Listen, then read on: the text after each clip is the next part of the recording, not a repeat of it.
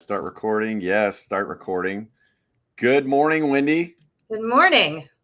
Welcome to the Money Move Show. It's great to have you. We had a fun weekend here in the great state of Tennessee with massive amounts of snow. It snowed more here than it has in the last 10 years combined, I think, over the last few weeks. We got another 5 or 6 inches. I'm looking at it right now. And trees down, snow covered roads, slushy roads, frozen ice roads. It's fun. But we're going to heat it up and talk about money. So did you guys get snow where you're at? So I can look out and see the mountains are covered with snow, but I'm in the valley of Chattanooga and nothing. I mean, like we had like this much on the ground for about 10 minutes and that was it. Okay. Well, I bet that's still pretty with the mountains and stuff like that. So that's awesome. You have to put a picture of that on social media or something. That's cool. Yeah. So what are we talking about today? Credit. Credit. Okay. So I'm sorry. Go ahead. No, it's fine. So we talked last week about kind of all the different stuff. We mentioned good credit versus bad credit in that conversation. I know we talked about credit scores and stuff like that in the past. We thought we'd bring that back up and talk about credit and how it can impact you positively or negatively and why you need credit to be successfully financially. So do me a favor. We're going to get started here in just a few seconds. Reach out to your friends, families, and all your buddies you want to help financially. Say, hey, Money Moves is about to start with John and Wendy. Get on here now, and we'll get started in a minute.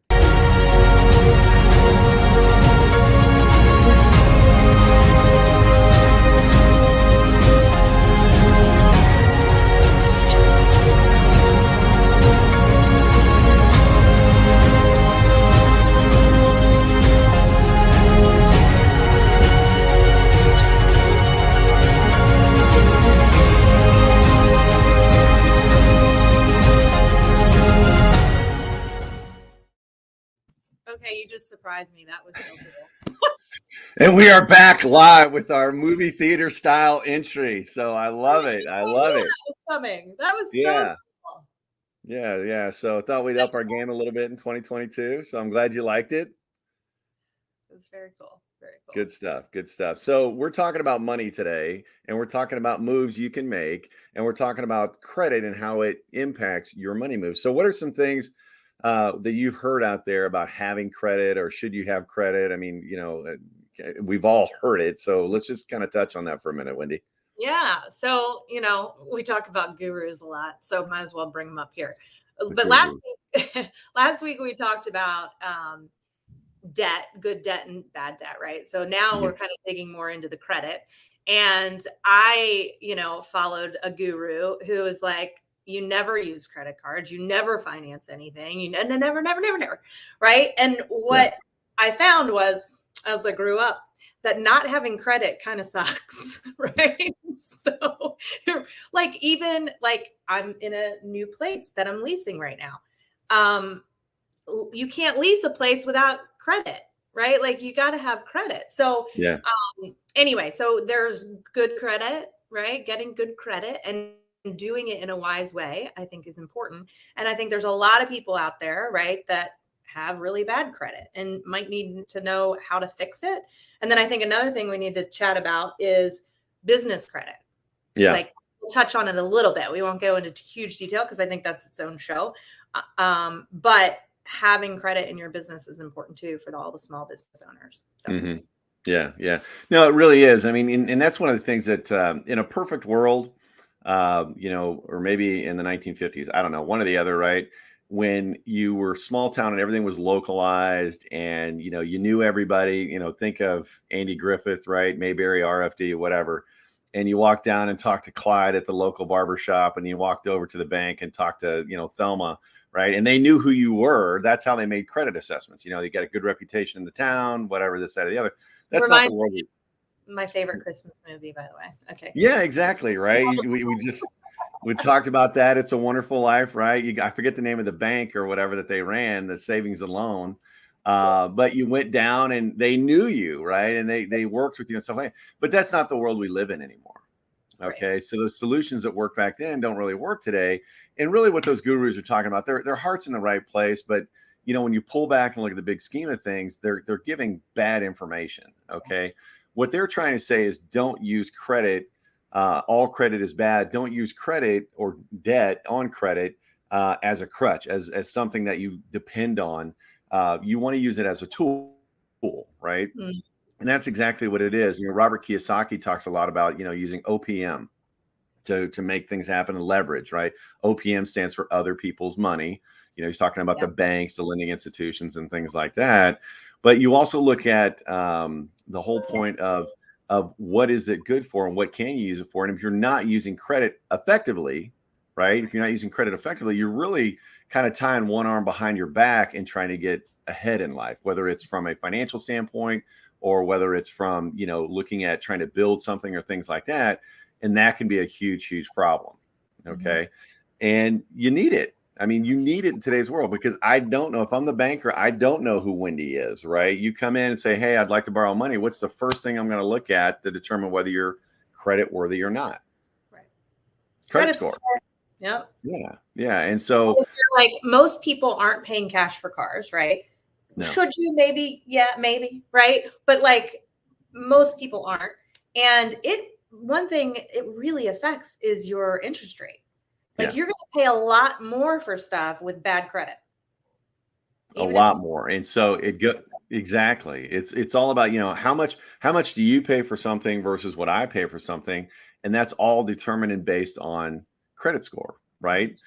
So you look at that, and it's one of those things that how do you control that? So we're going to talk a little bit about that today. But first, let's talk about when should you use credit versus when should you not use credit. I guess, how do you use credit effectively, and what would be a poor example of using credit? What do you think some of the good examples would be on credit? Yeah, I mean, or I think debt? if we're talking personal, right? I think obviously financing a home. I think, reasonable car loan with if you can get really low interest. I think, we talked about this a little bit last week, but getting a credit card that you pay off in full every month to help build your credit. And like you said, when you're using other people's money to make money, it's a good way to use credit. Yeah. Yeah, exactly. So you look at that, and those are some of the good ways where you're expanding in your business, you're adding a new, I was talking when we got on here that, hey, I think I'm going to get a new computer, stuff like that. Now, not that you wouldn't go out and pay cash for that, because the computer's not going to be a big amount of money. But if you're starting off and you don't have any income in a new business, the last thing you want to do is I just dropped $1,500 on a new laptop for my business, and then now I have no cash or anything for other things that I may need for that business. So it's all about that leverage and timing and making sure you can service the debt. But looking at how do I use that debt effectively, some of the things you laid out are exactly right. Now, some of the ways that you wouldn't want to use credit are going out with your friends and partying it up because you can't afford it. You didn't put money back in your budget or whatever, or going out and buying groceries with it and spending it. Now, for those of you out there that, again, are using it for the points and then you pay it off every month, I'm not talking to you. Okay. You're using the credit exactly the way you should be for the added benefits, but you're not paying any interest. So when I talk about using credit and bad credit, you're talking about that interest. Right. So, those are some of the things that you should think about. But what goes into determining whether or not I should have debt? Well, such and such said that all debt's bad. Such and such said that I should pay off my house, and, or, not have, I should pay cash for a car. Well, you think about that, a used car anymore is going to cost you somewhere between 20 and 30 grand.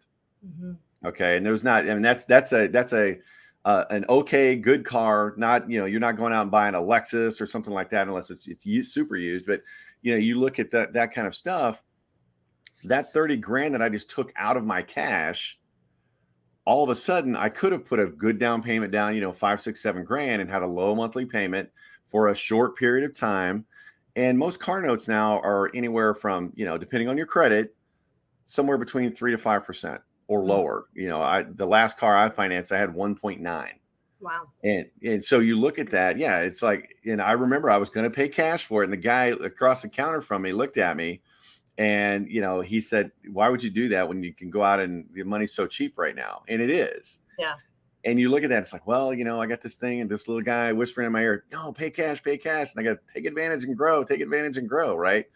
And that's really what you want to look at doing. At the end of the day, it's that pillow test. If you feel better, sleep better because you paid cash for a car, God bless you. That's what you need to do. But from a financial perspective, and that's what we're talking about here, money moves, wouldn't it be much smarter, and ask yourself this question, wouldn't it be much smarter to go out and take that difference in the money and go out and get a 6, 7, 8% return where that money's making money, and then make the lower car payments?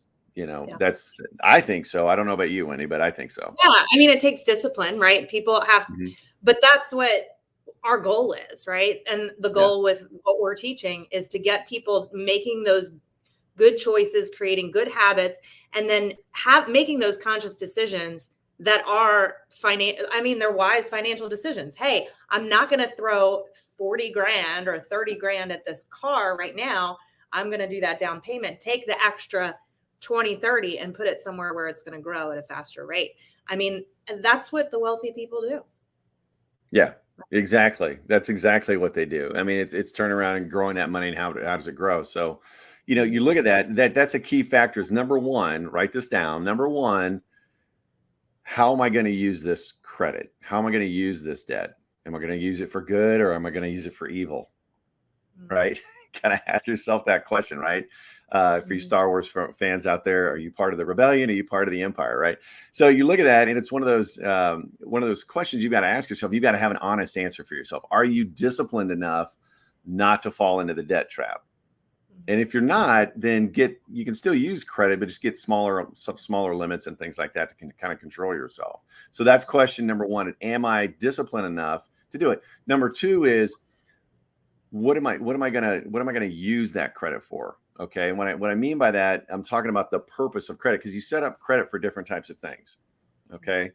Number one would be revolving credit. And we're going to talk a little about that in revolving credit or credit cards, meaning I put a balance on, I pay some off, I put some more on, I put some off, whereas a car is kind of a fixed in credit. I've got it for a period of years. I know what my payment is. I know what my fixed interest rate is, right? And I know in the end of 4 years or 5 years, that car or whatever the case may be, that purchase is going to be paid off, right? So those are different types of credit. And then you've got to, again, have that discipline payoff. Just on a side note, on cars, try to stick to 4 or 5 years on finance. 4 or 5 years. If you can go 3, even better. But now they're coming out with 72, 84 months for financing. If you're financing a car for 84 months, you can't afford it. You can't afford it. Yeah, you're focused on monthly payment. Yeah. And do me a favor, go out and add up what the difference. Now, some of them have 0% finance, so it wouldn't work like that. But most cars, if you finance it for 84 months, you're paying a little less, but you're paying much longer. Total of payments versus the higher payment for shorter. Total of payments. What do they equal up? And you'll see the difference you're paying just because you're looking at monthly payments. So I'll get off that soapbox. So looking at credit and score, why is that so important? I mean, we talked about that.